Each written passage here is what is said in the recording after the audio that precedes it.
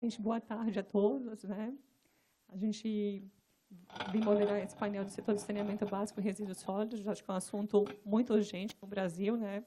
O nível de investimentos hoje está muito além, né, do que a gente precisa para universalizar o saneamento e para também ter os resíduos sólidos, né, destinados de forma adequada. Eu acho que é um painel muito rico aqui, com profissionais assim de grande competência, que eu estou dividindo esse painel.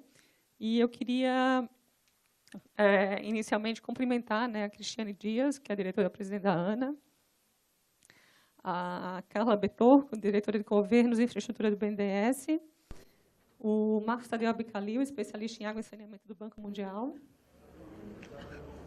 a Tatiana Tomé, que está sendo substituída pelo Felipe, né? Fernando Ciotti, o Cláudio Barreto, coordenador executivo do Comitê de Resíduos Sólidos da Vidime, e o Rogério Tavares, presidente de Relações Institucionais da EGE. Né? O tema do saneamento, eu acho que está muito em alta, né? A gente, todos que estavam no painel anterior, está sendo discutida a questão da MP, né, que está para ser votada, e a discussão, a atenção, que acho que todos nessa sala, se caso essa MP não venha a ser aprovada, né, como é que vai estar o cenário, mas eu acredito que a privatização ou a parceria público-privada hoje no Brasil é essencial para realmente a gente promover o saneamento básico. Né? E fora o saneamento básico, a gente tem também, né, 10 anos depois da lei de resíduos sólidos, né, ainda uma situação muito crítica no Brasil. Eu vou provocar depois aí um questionamento ao Drauzio, porque a gente avançou muito pouco nessa questão dos resíduos sólidos, né? E a questão do mecanismo aí de, eventualmente, cobrança, né, uma taxa para realmente a gente destinar adequadamente os resíduos e ter uma forma de uma remuneração adequada. Outro assunto que não está nessa pauta também, que tem a ver com o saneamento ambiental como um todo, é também a questão da drenagem de águas pluviais, né? Como também solucionar esse problema hoje, as enchentes hoje, né? São uma constância, né, em muitos municípios no Brasil, né, 50% dos municípios sofrem com enchentes e a gente também precisa também equacionar também essa situação, né, é uma provocação que eu gostaria de fazer. Eu vou inicialmente passar a palavra para o Fernando Ciotti, diretor executivo da Caixa, ele vai comentar um pouquinho aí a visão da Caixa sobre o setor de saneamento.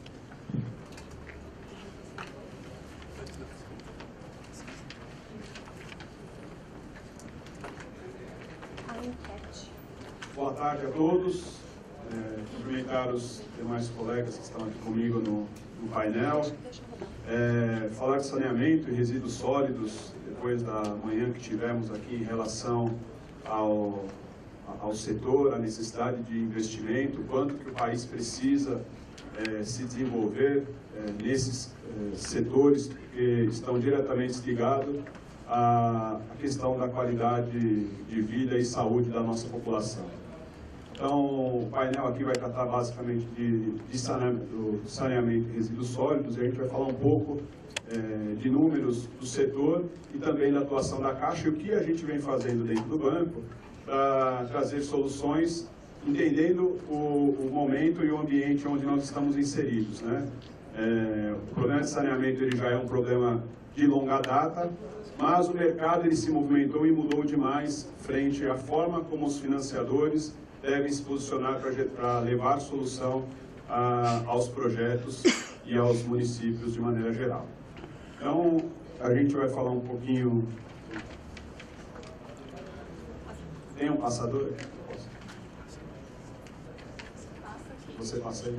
Então, por favor. Então, aqui um pouco sobre o saneamento básico no Brasil.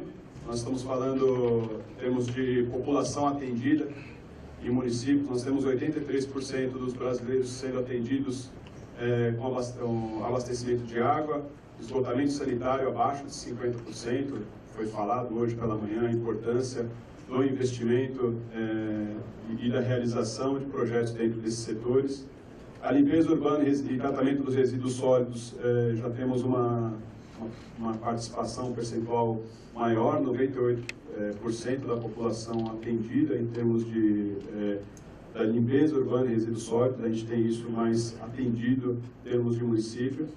E a questão da drenagem de águas pluviais, a Cristiane trouxe agora, a preocupação também, com relação a como que os municípios têm se colocado na solução destes problemas. Nós temos os números colocados aí, por favor. Um ponto para a gente que é importante, e para o setor, as empresas, como que a gente enxerga a financiabilidade do projeto, ele está ligado diretamente à questão da evolução dos marcos legais, dos reguladores, em termos de garantia e conforto que podem chegar aos sponsors que lidam no projeto. Então, a gente trouxe um pouco da régua aqui, um timetable do que foi o setor em termos de regulação. Em 1940, começa a comercialização do serviço de saneamento. Em 1970, o primeiro Plano Nacional de Saneamento com o Planasa. Em 88, onde você leva a autonomia aos municípios para que ele seja o detentor da propriedade do saneamento da sua região. Depois, a Lei Nacional de Saneamento Básico, o Plano SAB, que você tem uma revisão de 4 em 4 anos, lançada em 2013, e o ano passado nós tivemos a revisão desse plano com a participação da Caixa, e hoje em evidência está a 868, que ainda bastante acalorado, as discussões, a gente não tem todas as definições, mas a gente tem certeza que existe uma evolução no aspecto da regulação do setor, com o comparecimento da ANA, com o comparecimento de um regulador, que você consiga estabelecer princípios e diretrizes importantes naquilo que está ligado à gestão e o desenvolvimento do setor. Por favor. Em relação à Lei Nacional de Saneamento, nós temos diversos pontos que abrangem aqui o aspecto da lei. Pontos importantes a questão, novamente, que é uma lei que permite revisões de 4 em 4 anos, a depender da evolução e do desenvolvimento do próprio setor, a partir do próprio cenário inserido, indicadores observados, a revisão de metas e estratégias relacionado ao plano, bem como as necessidades, a visão de necessidade de investimento. Não só em saneamento, como em toda a cadeia de infraestrutura, a gente tem uma necessidade muito grande de investimento que está diretamente ligado ao desenvolvimento do país, e que se a gente se você não mede, se você não tem, se você demora muito para medir, às vezes o tempo passou e as funções que a gente tinha a colocar, elas ficam muito aquém e longe de um fim que traga algum tipo de benefício e valor para a sociedade, que no fim do dia é quem usufrui de todas essas melhorias. A atuação da Caixa no saneamento, ele, em geral, de forma histórica, a partir dos repasses de orçamento geral da União, a gente tem uma atuação direta com municípios, fazendo o repasse desse orçamento.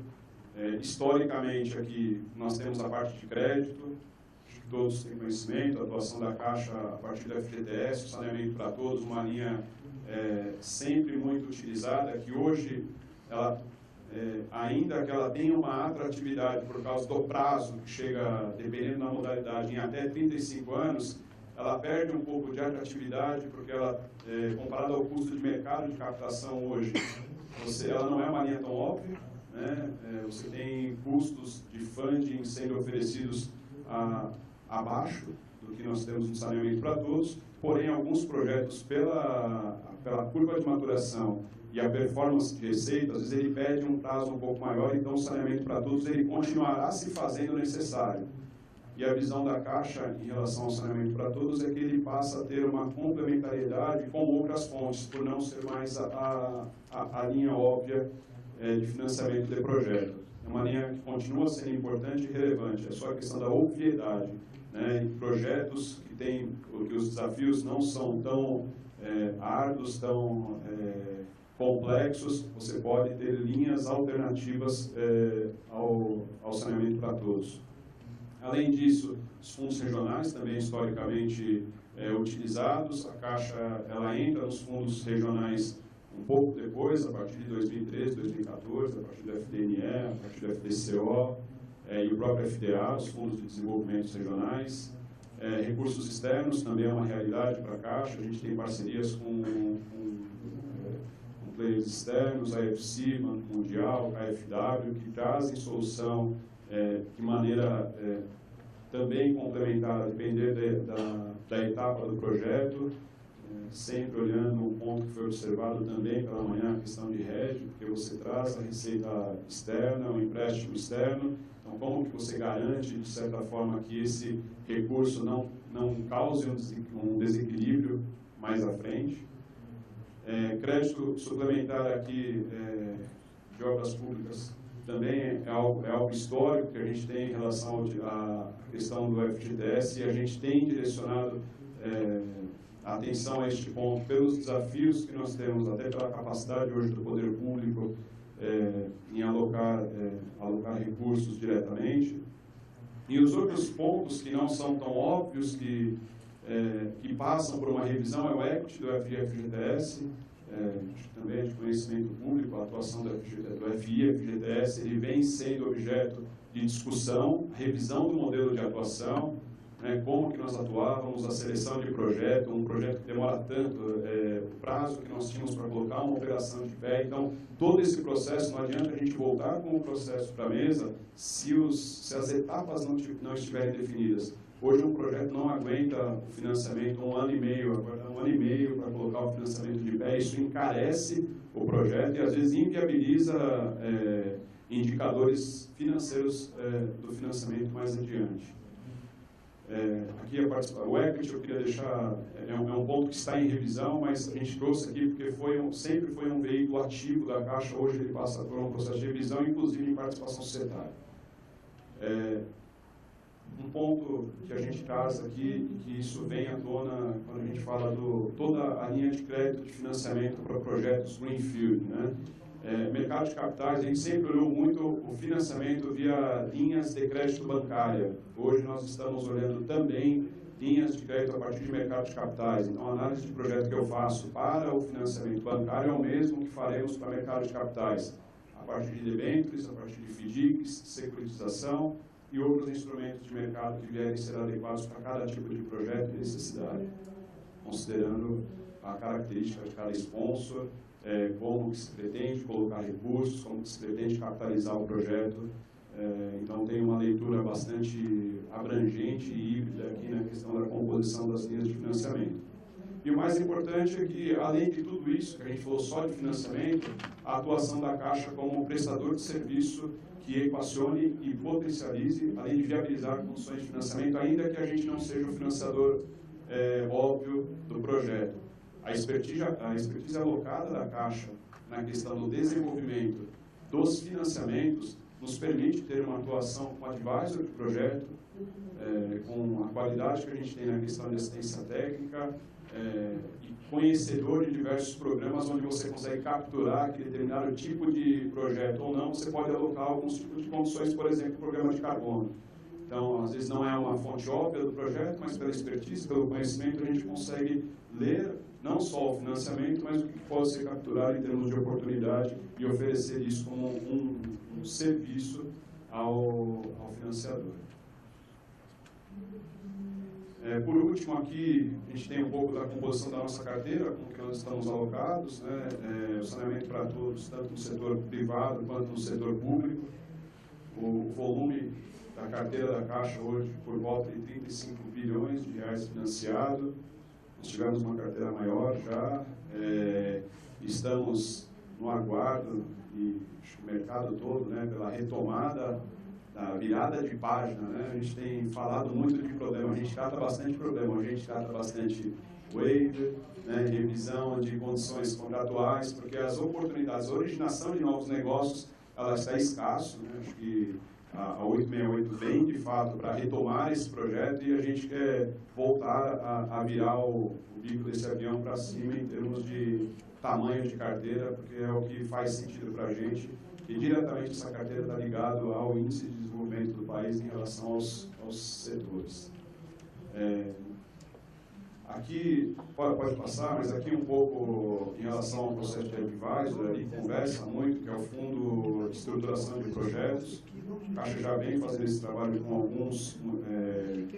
em algumas regiões, em alguns municípios. Nós tivemos, elencamos esses 5 aqui, Teresina, Consórcio Comares, São Simão, Com Vale e Bauru, nesse novo modelo de estruturação de projetos, que está voltado diretamente ao abastecimento de água, esgotamento e resíduos sólidos. Então, esse aqui, dentro do processo de advisor, com o governo, com a Secretaria, a gente tem conversado muito da forma como viabilizar o financiamento quando esses projetos estiverem prontos. Então, a Caixa muda um pouco o foco, ampliando a abrangência da sua atuação enquanto financiador, que sempre foi, enquanto mercado de capitais, que sempre acompanhamos, mas não participávamos. Então, a gente tem interesse em olhar, sim, os benefícios que a 12431 traz, olhar investidores, para que a gente, de fato, também fomente o mercado de capitais, né? Acho que tem um grande desafio no país, além de todo o desenvolvimento da cadeia de saneamento, que é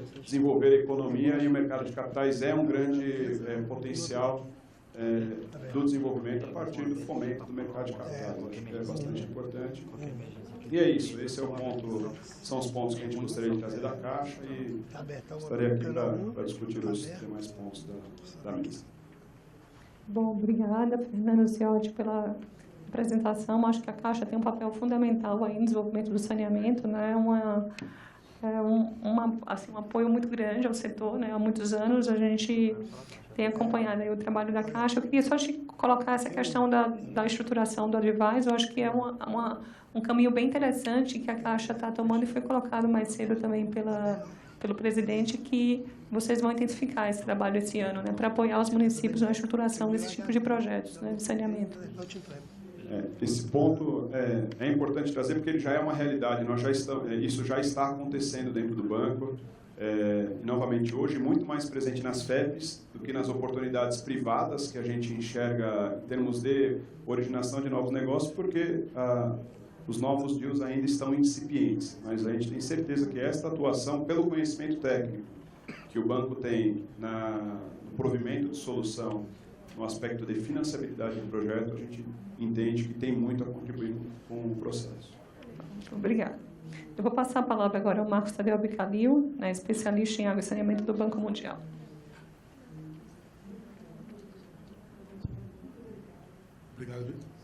Obrigado, Virginia. Boa tarde a todos. Em nome do Banco Mundial, agradecer a Dib o convite para estar aqui hoje compartilhando com vocês um pouco da nossa experiência, um pouco da nossa visão sobre o tema do saneamento no Brasil. E é interessante porque, comparado, nós temos aqui na mesa a Caixa Econômica, e se colocarmos o BNDES, que também está aqui na mesa, nós, Banco Mundial, somos um ator pequeno. O portfólio do Banco Mundial no Brasil, para todo o setor de água, na visão integrada de recurso hídrico até a drenagem, incluindo irrigação, nós somos 10% do que é o portfólio BNDES e Caixa somados. Então, o nosso papel aqui, nesse tipo de debate, não é como financiador, é muito mais de um parceiro que quer colaborar com o Brasil na busca do saldo que o país tem que dar. Eu vou falar aqui um pouco dos saldos que o Brasil tem que dar. Não sei se podem colocar a minha apresentação, se está disponível ou não, senão eu vou falando sem ela. Não está disponível, não chegou. Tecnologia falhou. Então eu vou pegar uma cola aqui, só para não perder o roteiro. Você me desculpe, é bom também que não está contando o tempo. Então eu vou... tenho o privilégio do tempo. Primeira questão é que o desafio do setor de saneamento, da água de saneamento, não é um desafio brasileiro. Esse é um desafio global de grande magnitude. Se nós olharmos o que o mundo se colocou como meta para os 140 e poucos países em desenvolvimento, para os objetivos do milênio, lá no ano 2000 até o ano 2015, e compararmos com os objetivos que os países se colocaram agora no âmbito das Nações Unidas do Brasil, inclusive dos ODS, do sustentável, que é um outro conceito muito mais amplo, o investimento médio anual global tem que multiplicar por 3, sair em torno de 35 bilhões de dólares por ano para cerca de 115 bilhões de dólares por ano. Esse é um desafio global enorme. E eu estou falando apenas do 6.1 e do 6.2, que é água para abastecimento humano e esgotamento sanitário sustentável. Não estou falando aqui das outras dimensões do resíduo sólido. Então, o salto que o mundo tem que dar em 15 anos é bastante semelhante ao que o Brasil tem que dar. A diferença é a escala. No Brasil, nós também temos que dar um salto bastante significativo. E esse salto ele tem que ser combinado com um outro aspecto. Estou falando do salto do déficit. Quanto nós temos ainda que atender no mundo e atender no Brasil. Não vou repetir os números que já foram mostrados aqui. Acho que todos, ou quase todos, conhecem os números que o Plan Zaber nos traz com bastante clareza. Além do déficit, nós temos um outro problema que está se agravando no mundo e no Brasil, ligado ao tema de ser sustentável, que também inclui ser resiliente. E o aumento da variabilidade climática, dos eventos climáticos extremos, tem impactado sobremaneira os serviços de água no mundo e também no Brasil.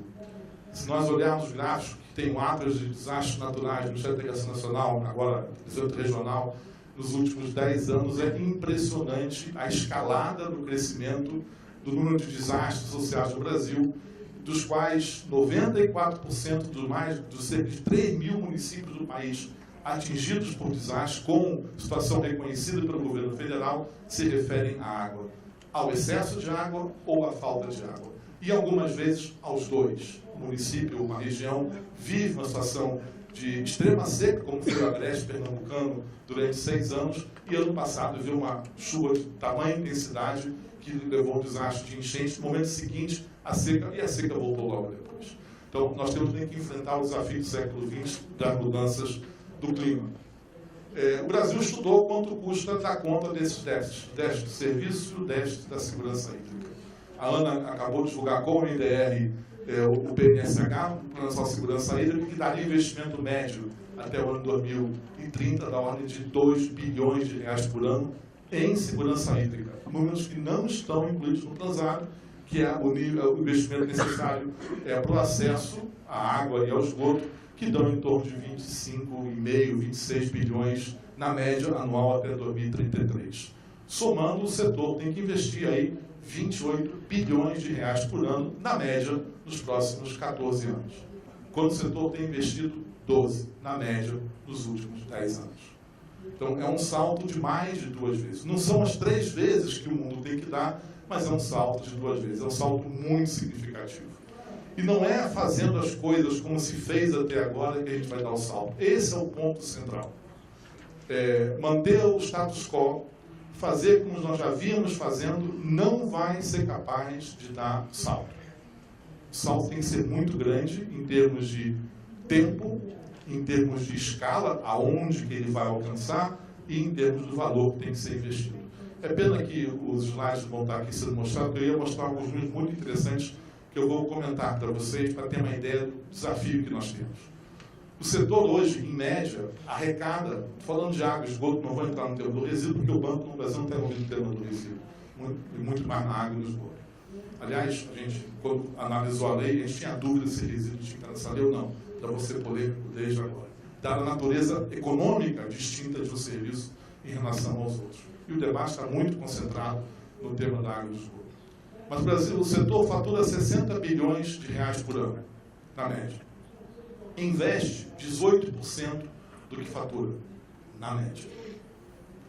Olha, se ele investe 18, investindo 12, para ele investir 28, eu vou descontar o que o Plan Zaber lá do Jonatas fala, que vai investir 2 bi, mais ou menos, por ano do OGU. Uma redução de 15% para em torno de 7%, 8% do total ali do OGU.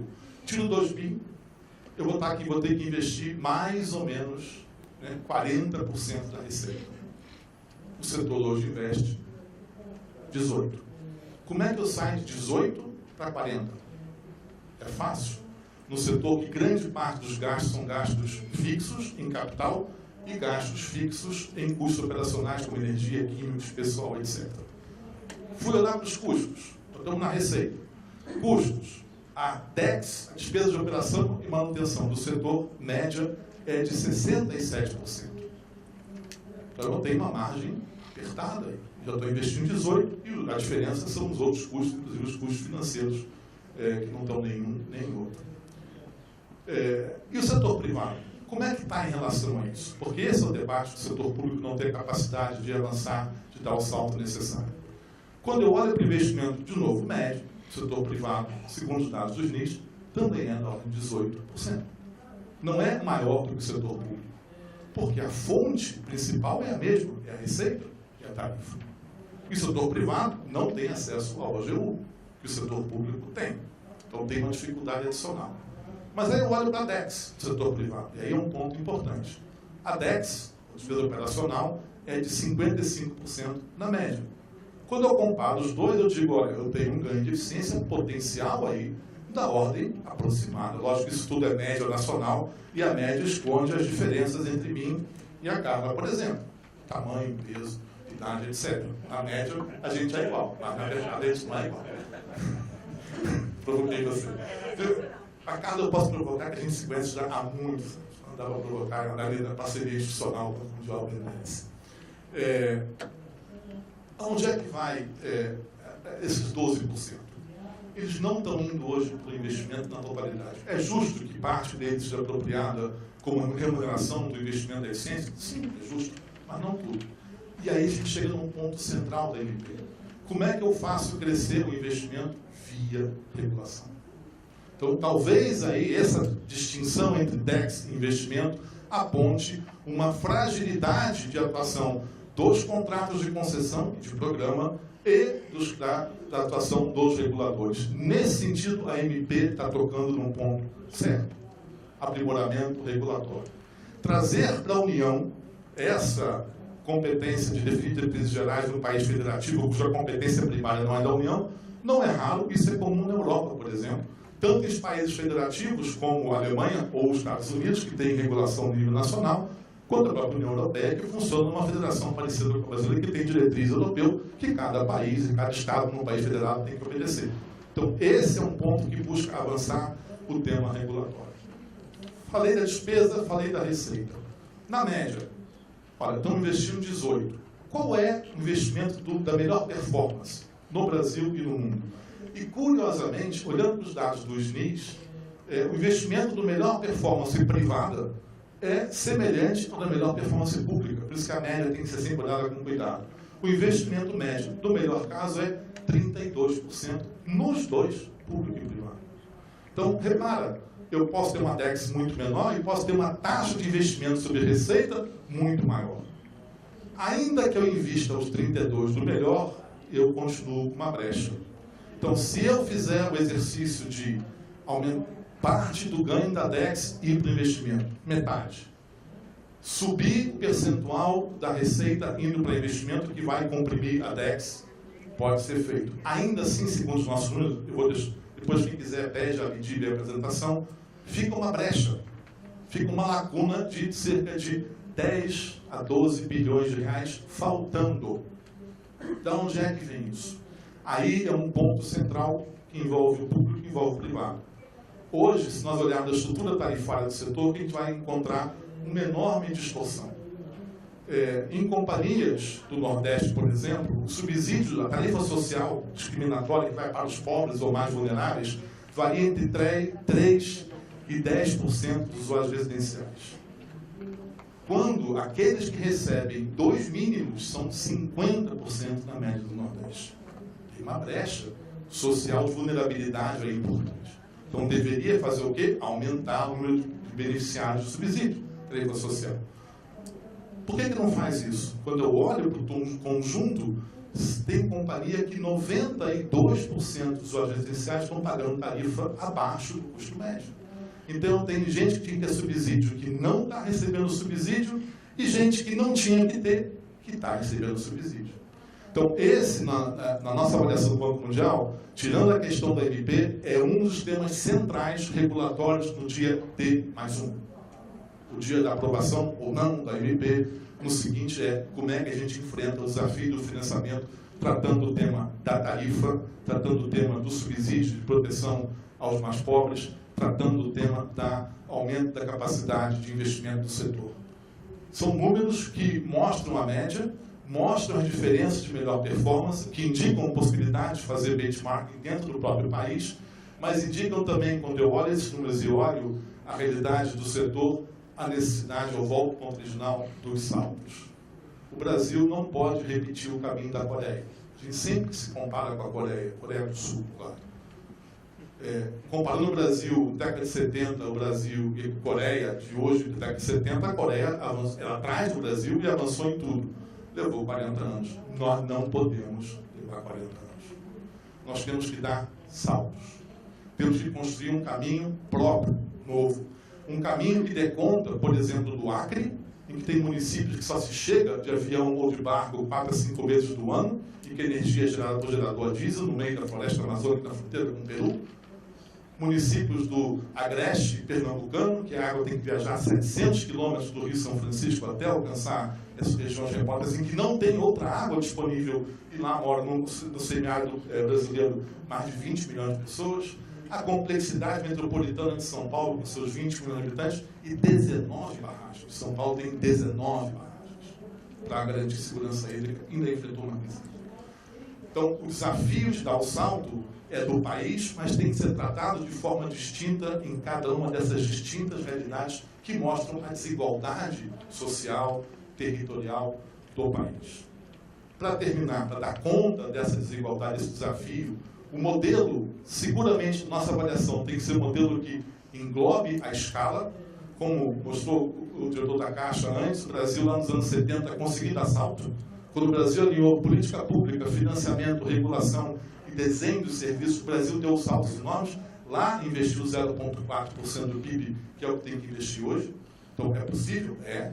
O Brasil fez isso com base no modelo regional, que tem méritos de ter essa dimensão da escala, da equidade territorial, da equidade social, mas que mostrou hoje a sua incapacidade de dar conta do desafio do salto. Mas não será via 5.570 municípios que o salto vai ser dado. Tem que aproveitar o que o modelo que foi construído predominante tem de bom e dar o salto que ele tem que dar, trazendo a única solução possível que nós temos hoje, que é a conciliação do modelo regional do serviço com a efetiva maior participação do setor privado no financiamento e na prestação do serviço. Sem essa conjugação de trabalhar em escala e trazer o setor privado, a gente não vai conseguir dar o salto que o Brasil precisa e que o cidadão brasileiro merece. Muito obrigado.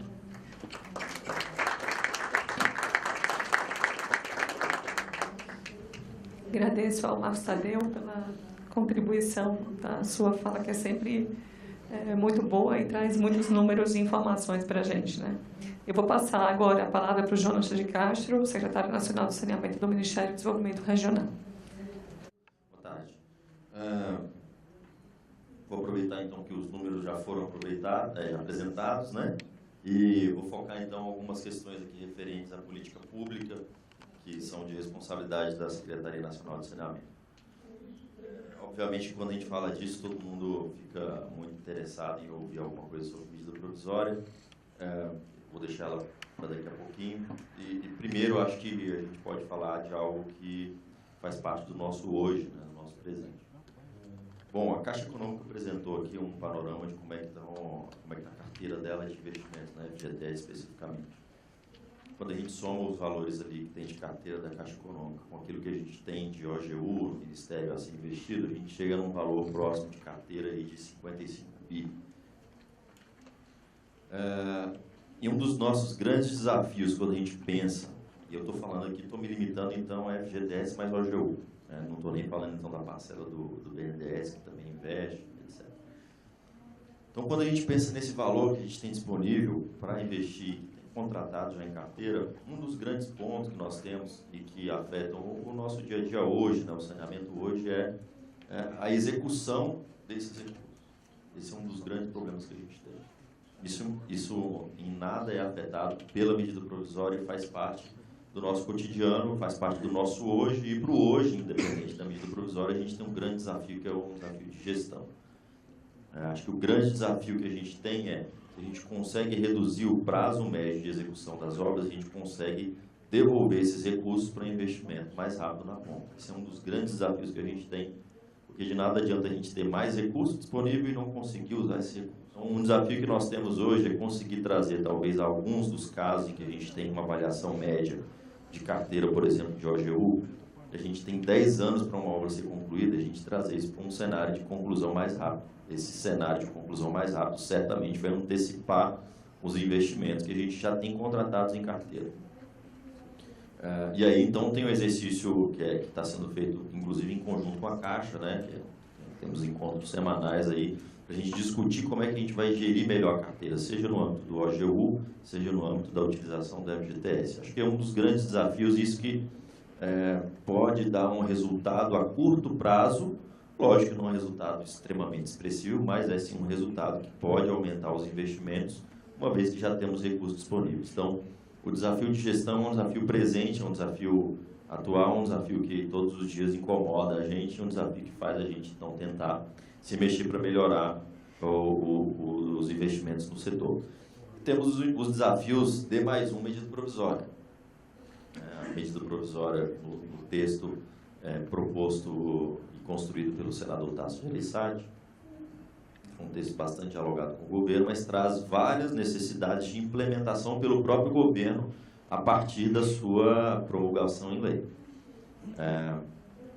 Então, nós temos desafios de dois tipos. Nós temos desafios de ordem infralegal, que a gente precisa dar sequência para trazer as consequências necessárias que a medida provisória prevê. Por exemplo, a gente precisa criar o comitê que vai ser, então, responsável por gerir os investimentos em saneamento básico no país. Então, ele vai exigir a gente ter algum decreto, ele vai exigir que a gente trabalhe, de alguma forma, no seu regimento interno, mas, ao mesmo tempo, a gente tem, por exemplo, medidas que precisam alterar resoluções de CNRH, resoluções de CONAMA. Nós temos que elaborar decreto, por exemplo, para dizer como é que o governo federal vai apoiar os governos estaduais e municipais na implementação do saneamento. Então, existem diversas medidas de ordem infralegal que já foram levantadas, estão em construção para que a gente possa dar sequência àquilo que a medida provisória vai permitir para o setor, caso ela passe. Temos outros desafios que são de ordem prática, que já estão previstos no texto da medida provisória. Um deles, por exemplo, e que carece de imediato de uma ação nossa, já estamos planejando e começando a nos mexer para isso, como vamos auxiliar os estados e os municípios na constituição dos blocos para que a gente tenha, de fato, aquilo que a gente quer, escala. Um dos cernes da medida provisória é trabalhar a divisão, a distribuição dentro dos estados, de modo que a gente tenha escala para a prestação do serviço e essa escala trazendo, então, viabilidade econômico-financeira para as licitações.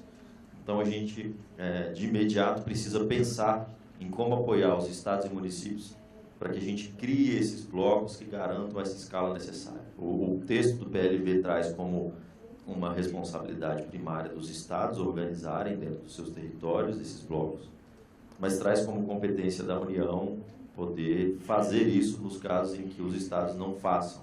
E a União já está, então, se mexendo para que ter mais uma medida provisória, a gente já tenha um início desses estudos que podem ser utilizados quando for necessário para a gente garantir uma prestação de serviço em escala, seja ele público, seja ele por meio de empresas privadas. Esse é um grande desafio e isso vai exigir muito esforço do governo federal e talvez é o que mais nos motiva em termos de política pública para o setor.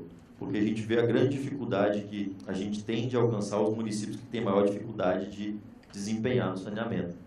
A gente vê a dificuldade dos municípios que têm os menores indicadores de acessarem recursos.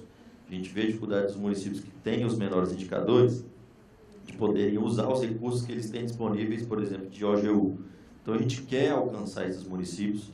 Uma das grandes preocupações do governo foi trabalhar um modelo em que a gente não privilegia apenas quem já tem condição de ter um bom saneamento, mas principalmente garantir, dentro de um cenário que a gente tem hoje de subsídio cruzado, uma transparência melhor no mecanismo para atender aqueles que mais precisam.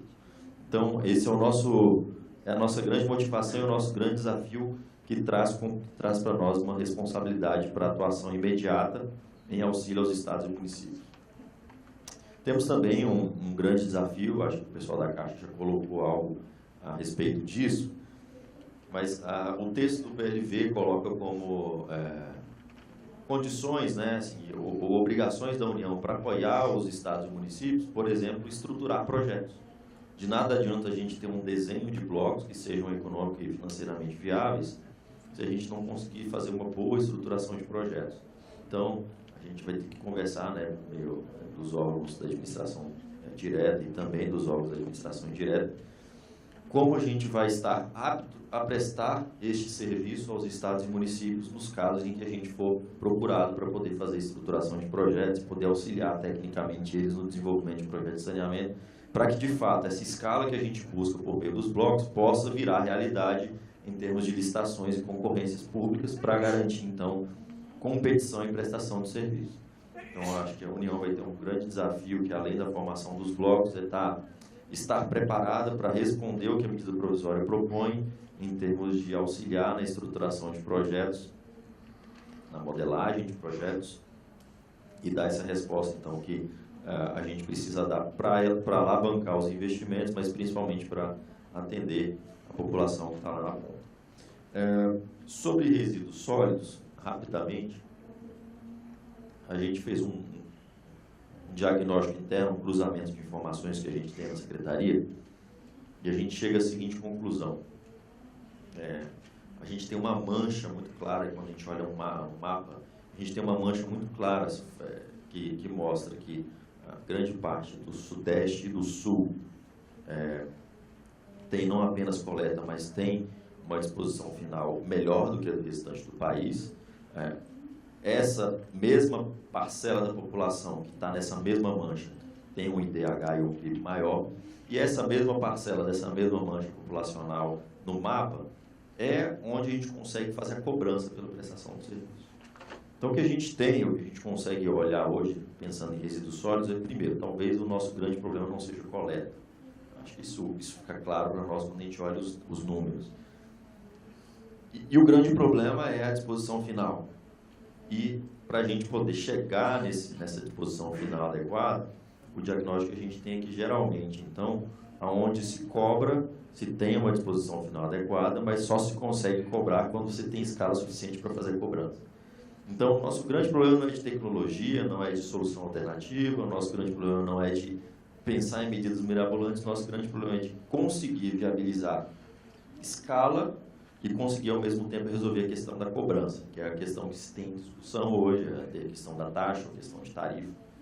Então, o grande diagnóstico que a gente tem e que permite, então, a gente ter mais também medida provisória, começar a trabalhar, é começar um plano específico do setor para poder atacar o problema da destinação final de resíduos sólidos no país. Ou seja, estou falando aqui claramente, como é que a gente, antes de acabar totalmente com os lixões, consegue implementar os aterros para que aquilo que está nos lixões vá para os aterros e aí sim a gente resolva a questão da destinação final. Então, a gente vai ter também, depois da medida provisória, esse desafio de pensar uma agenda específica para resíduos sólidos que garanta cobrança e garanta escala. Acho que basicamente são esses pontos aqui para acrescentar no debate. Obrigado. Obrigada. Obrigada aí a Abidjuri pelo convite para a gente do BNDES. É uma alegria estar aqui discutindo um tema que está tão... Felizmente está tão na moda, né?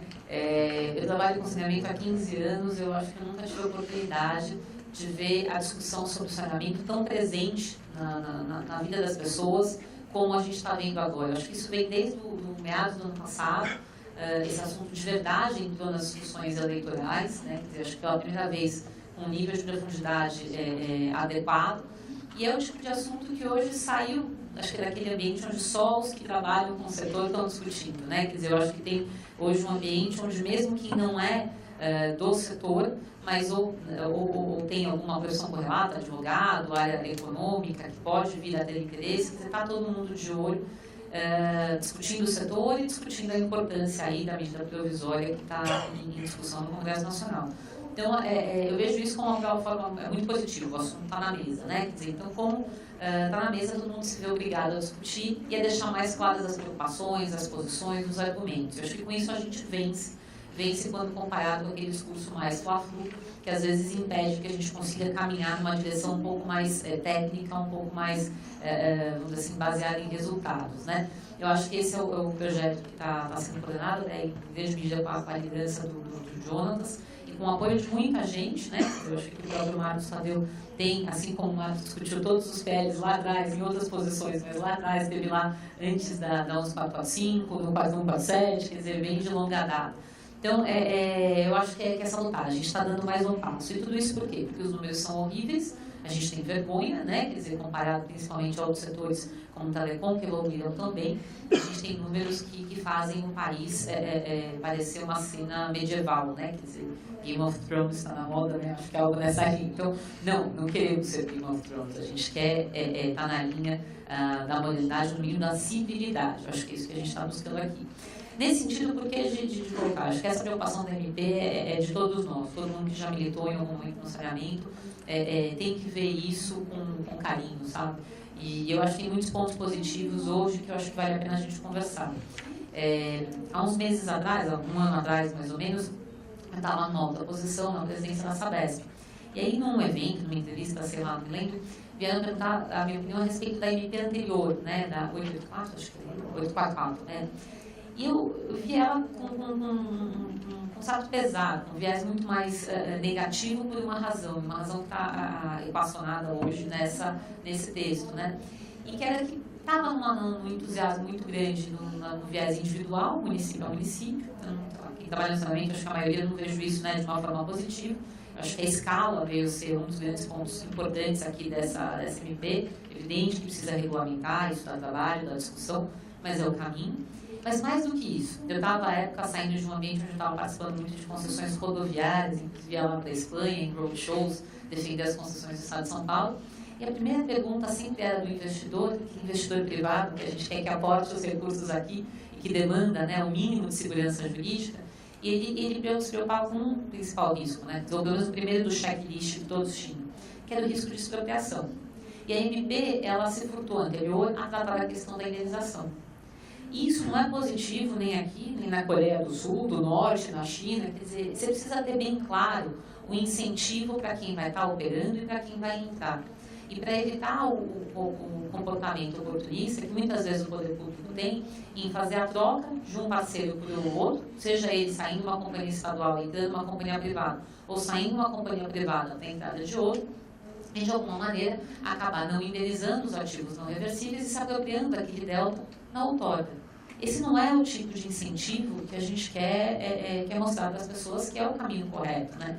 Então, ao não tratar a indenização, o primeiro risco que eu tinha na cabeça, que era a preocupação das pessoas, para mostrar que isso aqui não era a Bolívia, a Venezuela, sei lá, era mostrar que não, aqui você não vai ser expropriado. Existe uma regra e uma forma de pagamento estabelecida e não existe o estímulo à expropriação.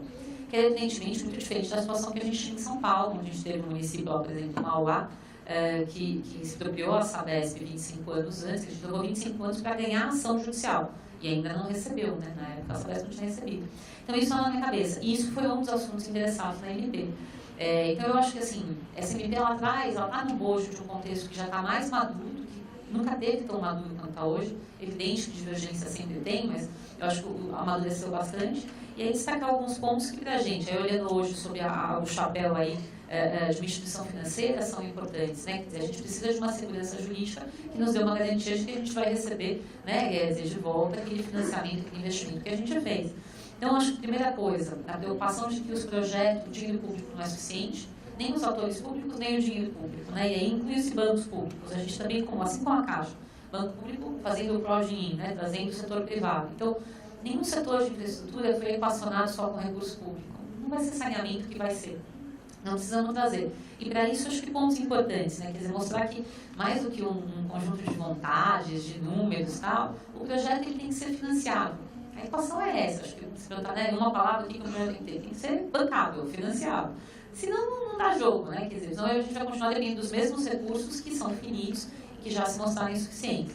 Eu acho que essa questão da indenização, a possibilidade das normas de referência pela ANA e dos convênios de cooperação com as agências estaduais, para você também poder atuar de uma maneira, isso que o Marcos Aurélio falou muito. O Brasil, são 5 Brasis, pelo menos, que a gente tem aqui dentro. Então, esses ajustes são necessários para a gente tentar enfrentar a realidade como ela de fato é, e não com uma caixinha, nem aquela do aeroporto, eu viajo muito hoje em dia, aquela caixinha, né, quer dizer, one size fits all, todas as bagagens têm que caber naquela caixinha de papelão na porta do aeroporto. Não é assim, a gente tem situações diferentes, não cabem todas na caixinha ali do aeroporto. A regionalização, que eu acho que é o grande gol de trazer essa discussão, quer dizer, acabar com aquela coisa, olha, quem tem o filé tem o osso, existe sim uma preocupação com os municípios deficitários, eu acho que ela endereça isso. A cobrança pela disponibilidade, acho que foi um dos pontos mais relevantes. e a questão da possibilidade de privatização, quer dizer, que é um impeditivo hoje na legislação e que passa a ser possível. Quer dizer, para mim já são 5 itens que já são muito positivos que você tem no texto de hoje. E tudo isso conspira num sentido favorável da gente atrair mais gente, de a gente atrair capital privado, que vai ajudar a equacionar esse déficit e gigantesco, como foi falado no começo. E aí um pouco no que o BNDES, como instituição, né, pública e um banco de desenvolvimento pode ajudar. Sexta-feira passada, ou retrasada, o ministro Paulo Guedes esteve lá e ainda ficou e falou que o S do BNDES, que é o social, seja, nesses próximos anos, saneamento. Então, assim, a pauta está dada, né? Quer dizer, a prioridade do governo está dada. Isso porque o banco, hoje, ele está saindo, não que ele vai sair de infraestrutura, mas tem setores que não precisam do dinheiro público, que vão se equacionar sozinhos. Mas tem outros, onde o marco regulatório ainda não está totalmente instituído, que é onde um banco de desenvolvimento faz diferença. Então, setores como o saneamento, é evidente que a gente vai continuar. E aí, como que a gente pode ajudar? Eu acho que tem um primeiro caminho, como já foi falado antes, que é a parte de estruturação de projetos. O banco já vem trabalhando com 7 estados, estudos densos, estudos de engenharia, estudos técnicos consistentes que foram feitos, e eu acho que muito bem feitos. Então, mostra, quer dizer, a capacidade que tem, inclusive com essa expertise de tantos anos também apoiando aí o setor. Quer dizer, hoje a gente tem uma carteira de mais ou menos 15 bilhões, tem mais 2 bilhões em estudo, é importante, mas o caminho é apoiar os projetos de parceria público-privada, lá do CEMS falando. Então, esse é um dos caminhos que a gente está trabalhando. O segundo, que eu acho bem interessante da gente destacar, é um pouco nessa linha de novas soluções de financiamento. Então, hoje o BNDES não é aquele banco que está lá com dinheiro super barato para dar, seja para os campeões nacionais, seja para qualquer um que seja escolhido. Quer dizer, os recursos estão em taxas que muitas vezes são menos atrativas do que a captação do mercado de capitais, como o Fernando já colocou. Quer dizer, então, isso traz para a gente uma obrigação de se reinventar, né? Quer dizer, eu acho isso muito salutar. Então, assim, algumas das vertentes que a gente está explorando hoje, para dividir com vocês, elas passam desde identificar qual é o tipo de risco que o privado assume e qual ele não assume, para ver se o banco pode assumir e em que medida pode assumir. Trabalhar com uma revisão da política de crédito, né, quer dizer, para a gente ver em que medida a gente consegue ser mais competitivo, principalmente nas emissões de mercado de capitais das companhias que hoje já conseguem emitir. Trabalhar com as debêntures e incentivá-las, quer dizer, parece fazer muito sentido para a gente, então a gente está se estruturando para ter essa habilidade aí mais rápida, podendo atuar mais rápido. Tem uma das alternativas que eu acho que é interessante de explorar o perfil do financiamento, né, do setor que a gente está, que é justamente a utilização dos mecanismos de green finance, né, quer dizer, a gente trabalhar com financiamento sustentável, quer dizer, os projetos são elegíveis, você tem green bonds, blue bonds, então tem que explorar nessa linha que a gente vem trabalhando, e também com os multilaterais, porque tem situações onde a questão não é o recurso, mas a questão é como é que você mitiga alguns riscos específicos desse setor ou daquele mercado específico, né, da prestação do serviço num dado local.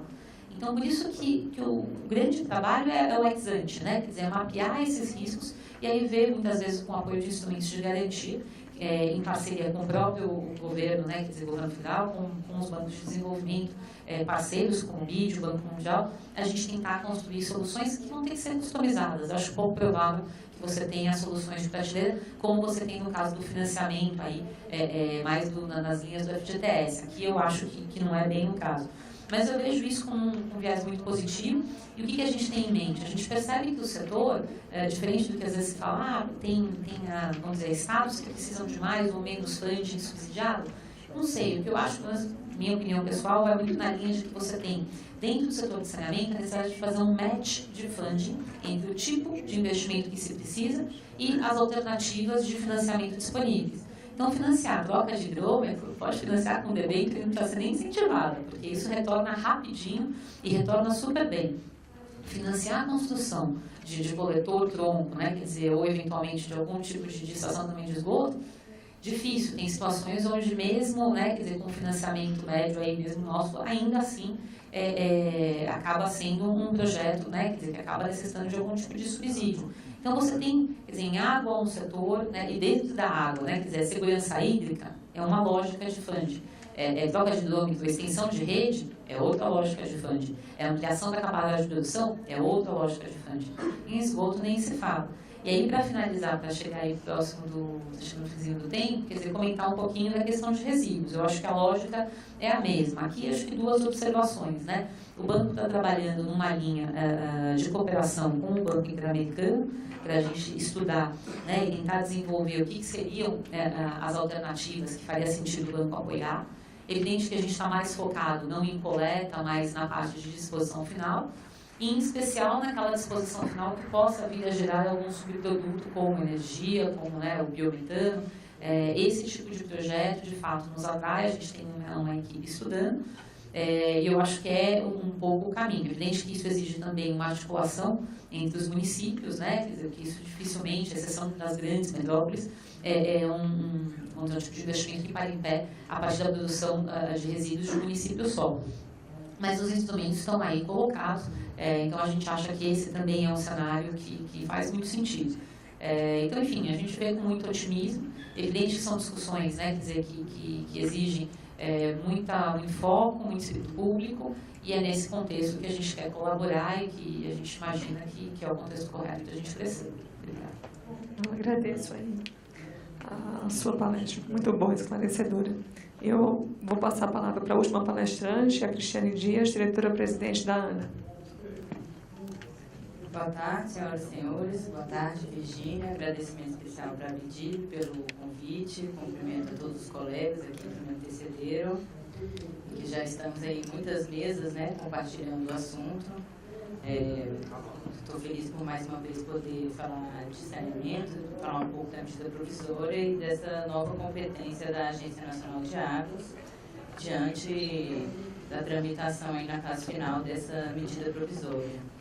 E hoje eu separei para falar um pouquinho sobre esse desafio da reforma regulatória do setor de saneamento básico, que visa trazer maior segurança jurídica para o mercado para atrair tantos investimentos públicos como investimentos privados, que visa basicamente trazer harmonização, maior previsibilidade de regras, maior capacidade de coleta de dados, de informações, maior robustez técnica e maior capacidade também de comparar indicadores.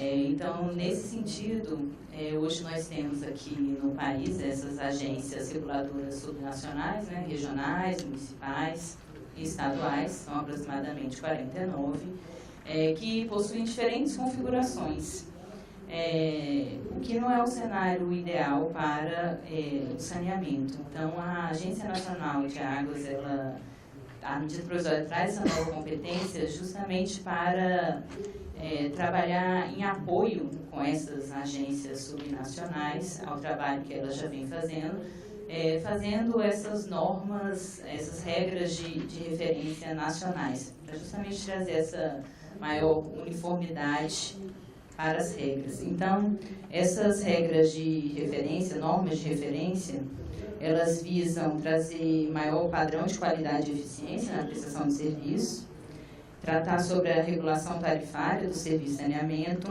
maior padronização dos instrumentos de contrato entre o titular e o delegatário, tratar sobre critérios para a contabilidade regulatória, a redução progressiva e o controle da perda de água, a metodologia de cálculo para pagamento das indenizações, como a Carla aqui bem lembrou, né? Então, isso aí é a maior demanda, a gente já criou dentro da agência aí um grupo de trabalho e temos, assim, rodado aí o país em busca, assim, do que o setor espera para as primeiras normas de referência e tem sido apontada a questão realmente do cálculo aí das indenizações, a princípio é a maior demanda, dentre outras.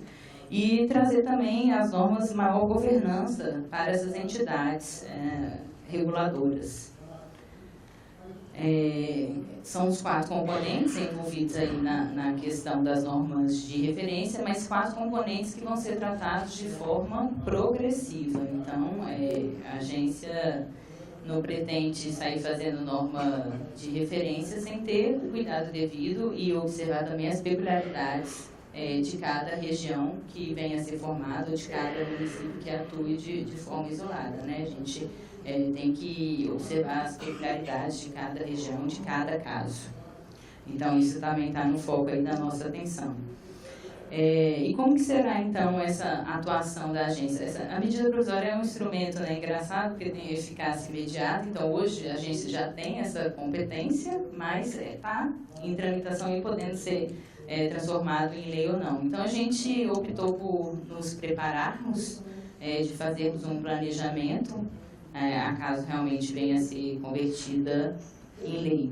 E pretendemos fazer essa atuação ouvindo realmente as entidades encarregadas da regulação e da fiscalização, realizando consultas públicas e audiências públicas, ou seja, instruindo aí um processo com uma discussão aberta, com grupos e comissões de trabalho, ouvindo realmente o setor.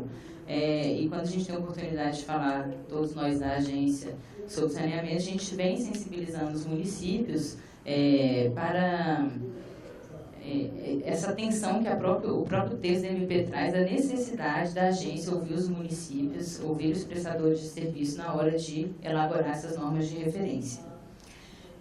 O grande gap aí dessa medida provisória são, então, o acesso a esses recursos federais.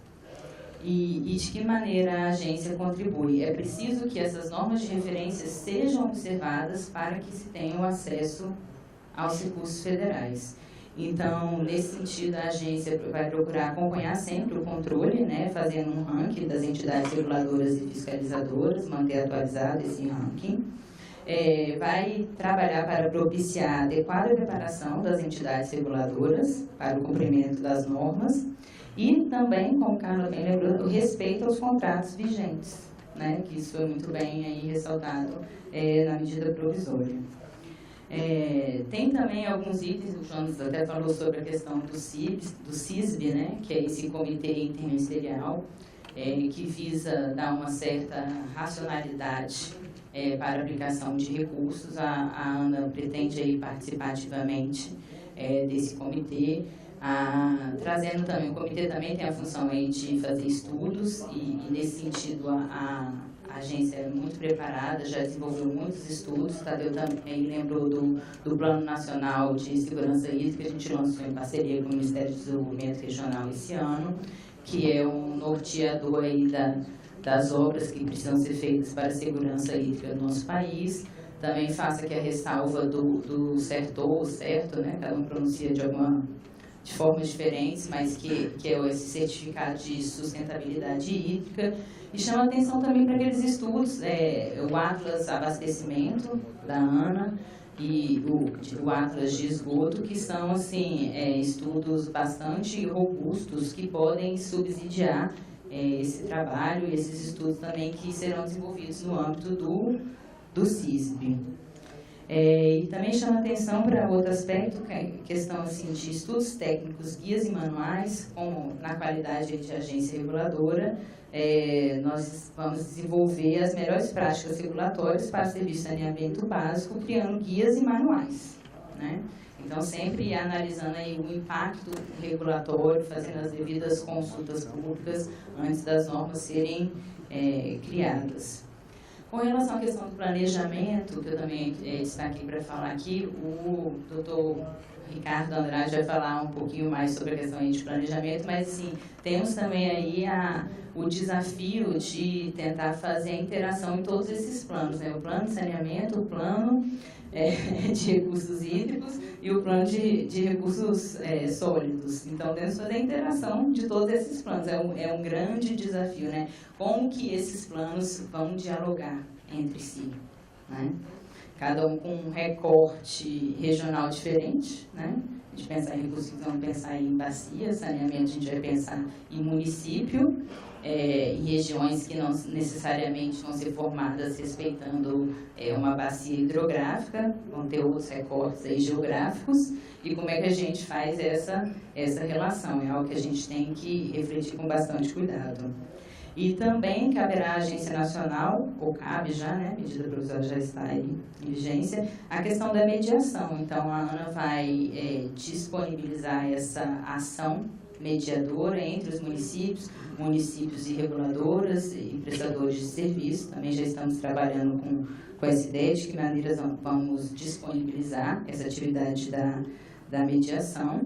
E faço questão, não posso deixar de sempre ressaltar a necessidade que a gente tem aí de ter uma estrutura para desenvolver essa nova competência. Está prevista na medida provisória e conversão de cargos do governo federal em cargos da agência. Não é um aumento de despesa, é apenas uma conversão. É um instrumento da requisição de servidores do governo federal que tem que ser realmente eficaz. Quando a gente chamar o servidor, esse chamamento aí é irrecusável, não pode ter recusa.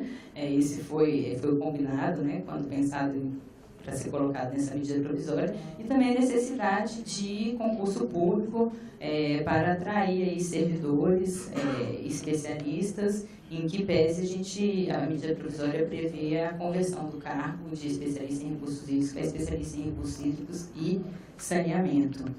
Então, essas seriam algumas considerações e com relação também ao PlanSAB, o que eu teria para dizer é o seguinte: o Jonas também falou muito dessa questão aí de gestão, de governança. Eu acho que para a gente colocar em prática uma mudança, um salto que o país precisa fazer, é o somatório de todos esses fatores, a questão da governança, a questão da gestão, a questão da melhoria do ambiente regulatório, que é muito importante para atrair investimentos. Então, assim, os modelos que foram pensados na medida provisória, a questão da subdelegação, diminuição ou coordenação, né, dessa multiplicidade de atores, atrair o investimento privado, uma vez que o público está diagnosticado aí que não dá conta de desenvolver toda essa infraestrutura. Então, o somatório de todos esses fatores, de forma coordenada, eu acho que penso ser o caminho para a gente começar a pensar realmente numa evolução aí do setor de saneamento básico. Então, essas seriam minhas considerações. Obrigada a todos e todas. Obrigada, Cristiane Dias. Bom, vou passar a palavra para os moderadores, para o Rogério Tavares, vice-presidente de Relações Institucionais da EGEA, e para o Drauzio Barreto, na sequência, coordenador executivo do Comitê de Resíduos Sólidos da ABDIB. E depois a gente vai abrir para 2 questionamentos com o público. Boa tarde a todos. Bom, praticamente foi tudo falado na apresentação, nas apresentações que foram feitas. Quer dizer, você tem um setor concentrando em água e esgoto, que é o química, o Drauzio fica com a parte de resíduos. Concentrando em água e esgoto, a gente tem um setor com todas as carências que foram colocadas, um setor, como o presidente da ABDIB, o executivo Tadini, gosta de dizer, tem tudo para não dar certo, porque os recursos que são acessados são no nível federal, em geral, os operadores, em geral, estão no nível estadual e a titularidade, em geral, do município. Então, isso, como o Tadini gosta de colocar, uma equação que tem tudo para não funcionar, né? De uma certa forma, o que a medida provisória 868, e eu vou me ater a ela, traz exatamente, são alternativas para você começar a superar essa confusão. É claro que, vamos lá, pegando a questão dos recursos, você hoje não depende essencialmente de recursos federais, e o Fernando colocou isso aqui, a visão de que hoje é um mercado de capitais que já provê boa parte funciona como fonte de recursos, notadamente para operadores privados, tá? E recursos mais baratos e mais facilmente obtidos. Só uma informação, a EGEA, que é a empresa em que eu trabalho, a dívida hoje, a nossa dívida hoje está quase 75% dela é mercado de capitais. A gente está trabalhando pesadamente em operações que são debêntures, ou debêntures incentivados, ou debêntures 476, debêntures normais, e isso tanto no mercado interno como no mercado internacional. Tá? Então, você, numa economia estável, e isso era facilmente previsível que ia acontecer, os recursos do próprio Fundo de Garantia, como os recursos do BNDES, eles se tornam muito menos competitivos, embora eles ainda tenham atratividade de um prazo longo. mas a tendência é essa. Então, isso do ponto de vista dos recursos, eu gostaria de fazer essa consideração. A gente parte para um novo cenário. Agora, esse mesmo novo cenário, do ponto de vista de recursos, ele não alcança a quase totalidade dos operadores públicos que estão aí. Você tem um conjunto pequeno de operadores públicos que são bons, que têm uma boa estrutura financeira. A Carla esteve na Sabesp e é um exemplo de companhia, talvez a mais famosa companhia pública de saneamento do país. Então, você tem Sabesp, Copasa, Sanepar, etc., que são companhias listadas em bolsa, mas quando você começa a sair daí, você vai encontrar algumas outras poucas companhias, vamos dizer, no nível médio, mas você tem um bom conjunto, e eu diria maior, de companhias estaduais no nível muito ruim. São muito ruins mesmo. Né? Então, a solução do setor de saneamento, do ponto de vista que a ANP traz, é você procurar trazer mais atores e atores privados para participar desse jogo, para conseguir fazer com que, digamos, você consiga enxergar a universalização não tão distante. Vamos lá. As companhias públicas, como eu citei, se você tem boas companhias, essas companhias, vamos dizer, algumas delas já têm até operações em parceria no setor privado. A própria Sabesp já tem. A Copasa tem, acho que a Sanepar é que não. Das outras, você tem, no caso da Companhia de Pernambuco, tem operação de PPP. No Espírito Santo, a gente tem operações de PPP de esgoto com a Companhia do Estado. Então, você tem alguns movimentos de companhias estaduais que enxergaram a oportunidade de avançar seus investimentos trazendo o setor privado. Mas isso ainda é, vamos dizer, uma coisa bastante limitada.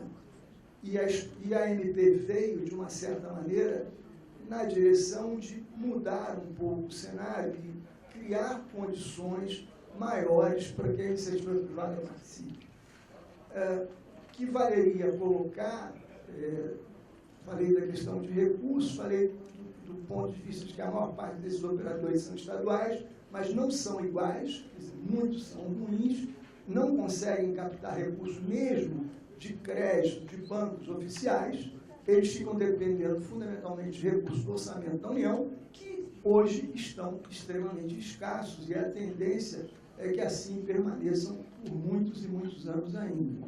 Então você tem claramente que, mantida a estrutura de prestação de serviço desse jeito, você não tem perspectiva de grande mudança no avanço de investimento. Quando você fala que você investiu, eu citou um número, você investiu mais de 10 bilhões por ano, 11 bilhões aí nos últimos anos em saneamento, esse investimento, quando você vai e entra na distribuição regional, ele está concentrado exatamente aonde?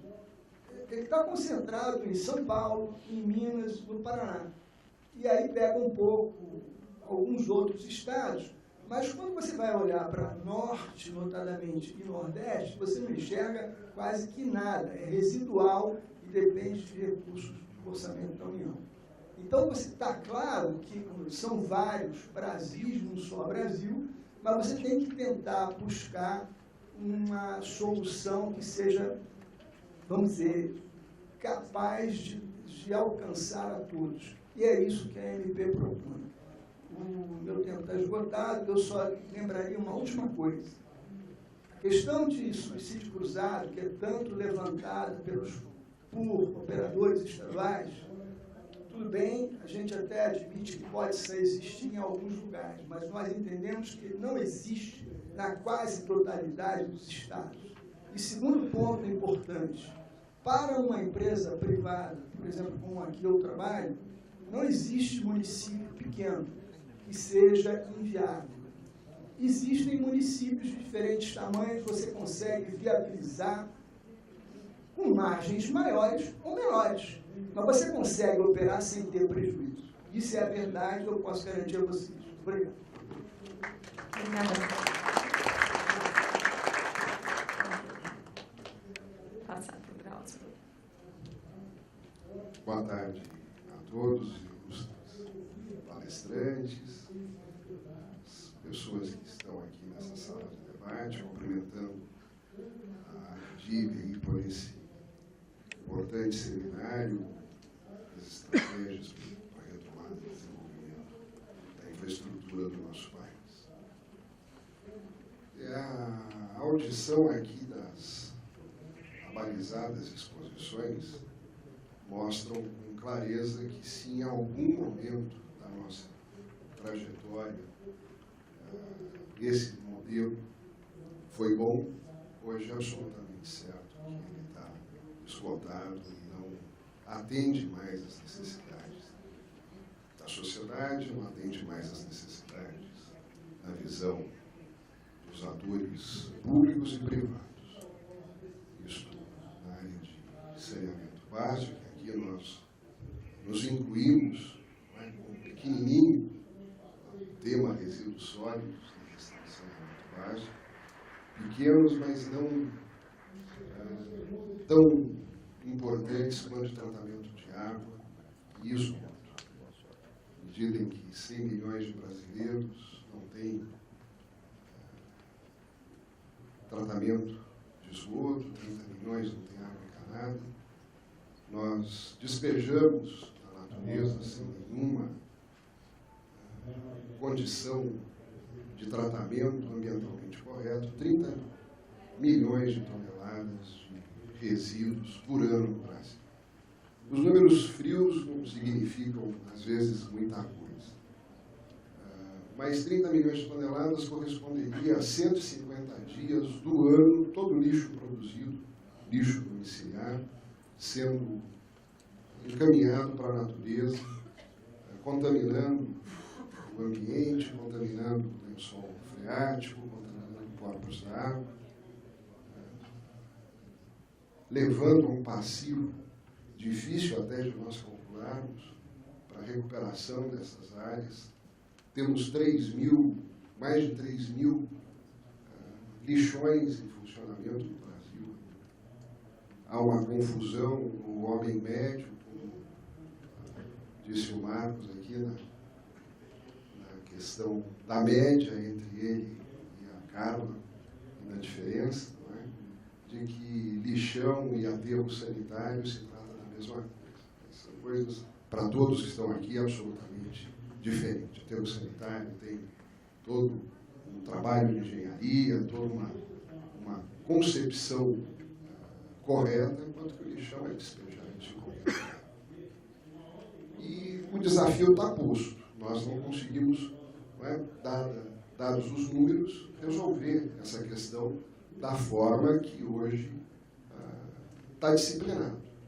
A questão é municipal, a competência é municipal para destinação ambientalmente correta dos resíduos sólidos urbanos. A gente não pode esquecer que existem os resíduos industriais, os resíduos hospitalares, os resíduos oriundos da construção civil, que de alguma maneira estão bem focados.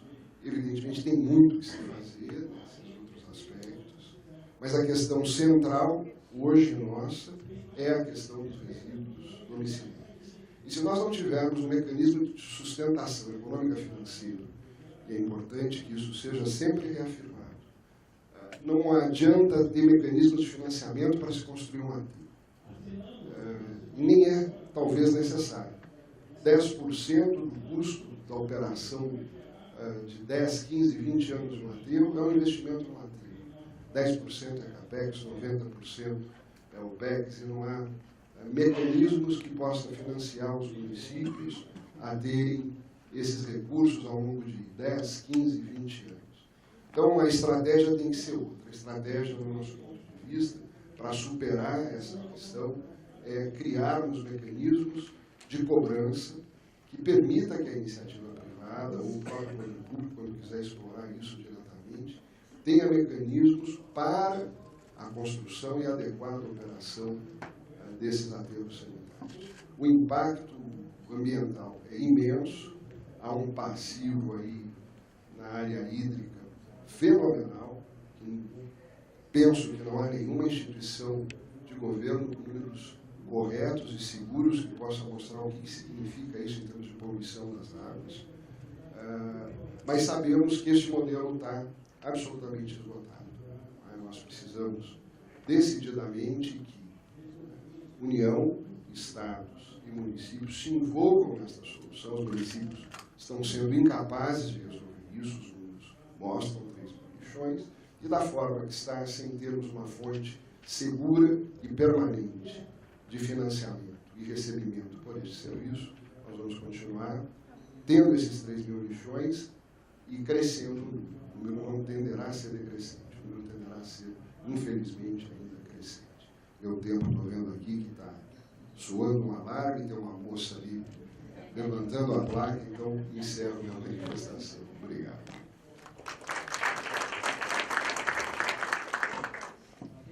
Bom, agora a gente vai ter a participação de vocês aí na plateia. A gente vai colocar aqui dois questionamentos e vocês estão atrás de vocês. Aí na cadeira tem um aparelhinho para votação. Tá bom?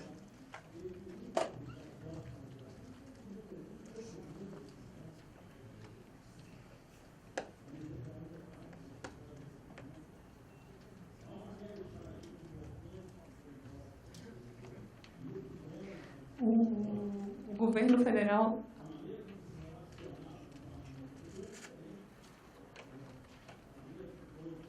entre os desafios listados abaixo, escolha o que você considera prioritário de acordo com a relevância e a urgência do tema para promover o investimento no setor. A. Aprovar a reforma regulatória do saneamento básico. B. Reestruturar ou privatizar companhias estaduais de saneamento. C. Encontrar fontes de recursos para universalizar o saneamento até 2030. D. Eliminar cerca de 3 milhões de lixões ainda existentes no Brasil. E a última é garantir ao setor de resíduos receitas estáveis por taxas ou tarifas. Dá 20 segundos para a votação.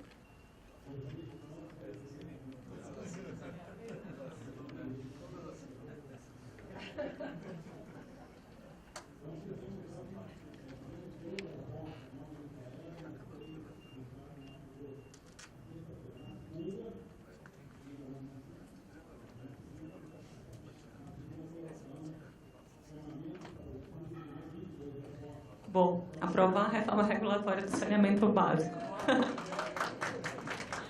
Se tem alguém da mesa que quer mais contribuir com o tema, quer falar mais alguma coisa? Foi bem comentado aqui, né? Pode. Eu tinha feito o roteiro no PowerPoint, não tinha PowerPoint, eu perdi, mas chamar a atenção da importância do D+1. O D+1 não é que o investimento vai dar um salto no dia seguinte. Isso vai levar um tempo e tem processo de reestruturação importante. O Jonas colocou a relevância de trabalhar com os estados na modelagem das regiões e tudo aquilo que envolve, desde a questão regulatória, política legal, legislativa, lei complementar, etc., a questão da agência reguladora, reestruturar companhias, seus passivos, ocultos, inclusive, é uma agenda grande. Então, só lembrar que nós, do Banco Mundial, estamos conversando com a ABDIB em criar algum tipo de fundo que a gente possa colaborar com os estados nesse tipo de modelagem. Então, a gente precisa trabalhar agora na instrumentação do D+1. Assim que também estão um diálogo inicial com a ANA, como é que a gente pode colaborar para fortalecimento da capacidade regulatória da ANA, que é nova. Então, com essa resposta aqui, se o Congresso seguir a voz desse fórum, a gente já pode começar a trabalhar no qual é o desafio do D+1. E se a reforma não for aprovada? Quem quer falar um pouquinho? Quais são os próximos passos, né? Tem alguém que vai ter um D+1 aí para a gente trabalhar, para tentar, como a Carla ou a Cristina estava comentando, né? Você quer falar um pouquinho? A gente estava falando antes do debate. O que fazer, né? Porque assim, só em dezembro, né, 23 de dezembro, que a gente vai poder protocolar agora, ter uma nova medida provisória, ou seja, a gente vai ficar com um gap aí de mais alguns meses sem realmente uma regulação para o setor. Né? Existe a previsão, a possibilidade de ser aprovada integralmente, né, ou parcialmente, não é um cenário ideal, mas a gente também conta com essa possibilidade. Em caso de não ser aprovada, realmente temos que esperar esse lapso temporal aí para uma nova medida provisória ou um novo período. Longo, né? Porque estamos no começo do ano, ficaria praticamente final do ano que vem. Pode. Eu não sou governo, não posso falar. O governo tem que falar só MP e nada mais. Mas, de fato, a gente tem que já ter uma estratégia D+1 sem a MP, o plano B. Né? Essa conversa com a Abdib é anterior à MP, a gente vem dialogando desde a 844, e eu acho que o governo federal tem instrumentos muito relevantes que poderão, não da intensidade da MP, mas poderão ser indutores. Né? O primeiro é a ausência do OGU. O OGU, está claro que o que tem disponível hoje vai, acho que uns 5 ou 6 anos disponível hoje para pagar o resto a pagar, que já está comprometido. Então, OGU novo não tem, isso já é um grande pressionador. Mesma coisa com recurso financeiro. Eu estava comentando, lembra que eu falei que a tarifa financia 55% do investimento diretamente, equity, e alavanca 28% em dívida.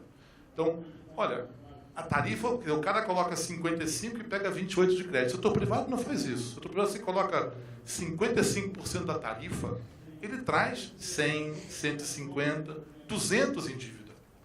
Porque ele é privado, ele tem graus de liberdade que o público não tem. Então, o financiamento vai ter um papel muito importante. Talvez os prazos sejam mais longos, talvez a resistência seja maior, mas a curto ou médio prazo, quem ficar sufocado pela falta de recursos vai ter que buscar alternativa. E acho que aí a gente também tem que...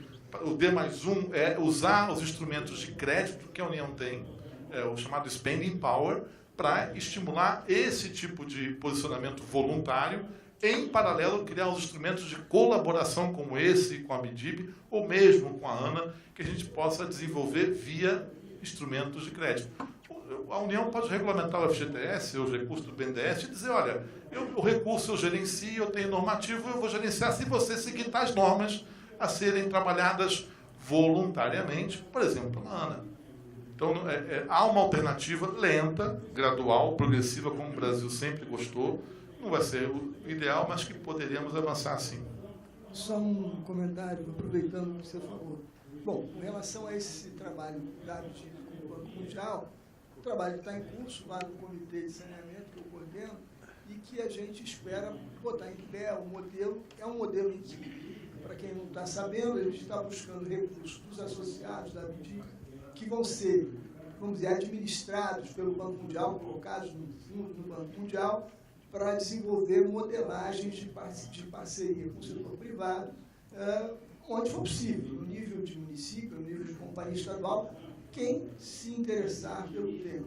Segundo ponto, com relação ao D+1, aproveitando também o que você colocou, se a medida provisória não for aprovada agora, o Jonatas tinha colocado que há uma série de medidas infralegais que foram sugeridas pela própria Abdib, pela PECOM, e levadas ao governo, que há uma série de coisas que podem ser feitas quase que de imediato para ajudar a movimentar o setor. E a gente tem que lembrar também que o BNDES tem modelagens que, ao que eu saiba, estão praticamente prontas, de uma série de subconcessões, PPPs, etc., em 7 estados, né? E que isso daí, se for para a rua, de qualquer maneira, se os governadores concordarem em colocar isso indo para a rua, isso já movimenta o setor, o que não invalida o trabalho que continuará sendo feito por Abdib, acho que a BICOM também, no sentido de acertar, fazer essa reforma regulatória do setor, principalmente ratificando a inserção da ANA no papel de supervisora da regulação geral, porque isso vai trazer segurança jurídica para todo mundo. O Rogério deu um bate-papo aqui. Hoje tem uma regra chamada CAPAG. Para os estados tomarem dívida, eles têm que ter um ranking, tem que ter A e B. Os estados que são C e D não pegam dívida, não têm crédito. Se não me engano, hoje 12 estados têm A e B e 15 C e D. Não pode tomar crédito. É a ligação do setor com a macroeconomia. E muitos desses estados que estão em C e D têm endividamento também alto. Vão ter que reestruturar suas dívidas, ajuste fiscal. aí é a outra porta de entrada para a reforma do setor. Então, e aí é um comentário elogioso. Eu comentei com a Carla aqui, né, quando ela falou do ministro Guedes, dizer que o S do BNDES agora é saneamento. Eu diria que é BNDES, né? Não pode falar BNDES. Mas, assim, a gente tem que aproveitar um momento que eu, que milito no setor há muito tempo, nunca vi o setor tão forte na agenda econômica do país. Na palavra do ministro da Fazenda, do secretário do Ministério da Economia. Essa é uma oportunidade, mesmo que a gente não tenha MP por questões de governabilidade, da política partidária do brasileira, nós entramos na agenda econômica. Essa é uma briga que o setor faz há décadas, e agora a gente conseguiu entrar. Então, aproveitar essas oportunidades todas, inclusive da macroeconomia, do ajuste fiscal, das reformas que o Estado tem que fazer, inclusive que vão ter apoio da União, e aí a União tem um papel importante interno de coordenar isso com o Ministério da Economia, com o Tesouro Nacional, para, via os instrumentos de reforma macroeconômica, induzir também a reforma do setor. Bom, pessoal, para encerrar, a gente vai ter o último questionamento e a gente vai encerrar o painel, tá bom? Por favor.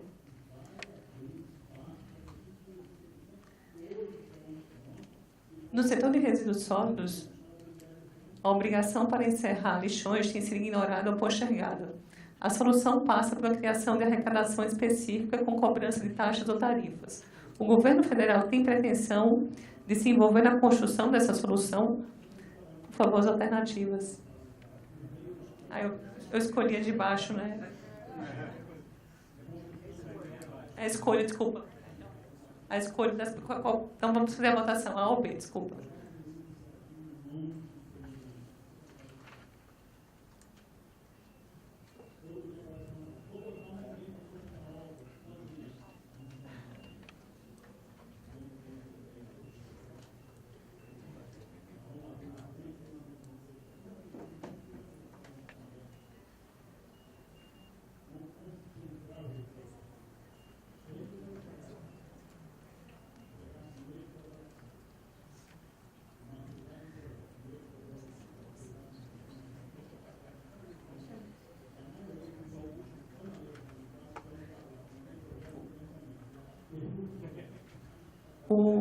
Então, a pergunta será: o governo federal revisou o Plano SAB, o plano anterior era pouco factível, pois indica somas gigantescas de investimentos sem fontes de financiamento definida.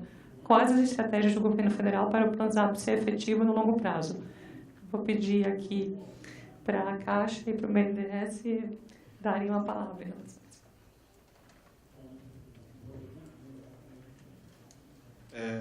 Acho que questão de funding, novamente, quando a gente fala de estratégia de financiamento de longo prazo, provimento de recursos e viabilidade de investimento que supra a demanda do Plano SAB, novamente o próprio mercado ele está ditando esta condição do que vem em termos de capacidade de financiamento aos sponsors de projeto. A gente até falou bastante aqui sobre mercado de capitais, mas a gente precisa lembrar que pelo volume de investimento esperado ano a ano, que gira aí na ordem de 28 bi, trazido aqui no painel, o mercado de capitais não ainda que ele seja hoje uma boa alternativa, o mercado de capitais em si ele não tem capacidade de suprir toda esta fonte de financiamento.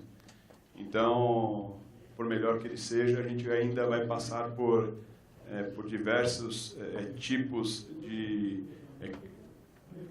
capacidade criativa para encontrar soluções para gerar e prover capacidade de financiamento para todos, né?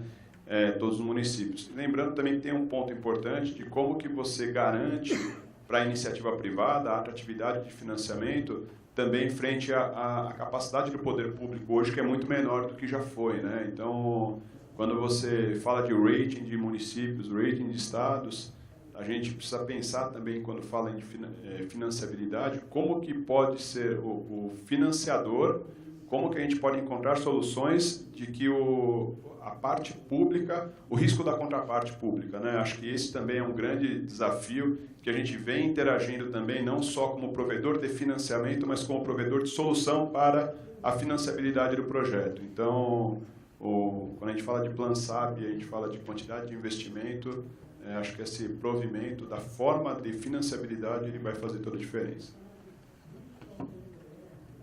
Carla, quer comentar um pouquinho?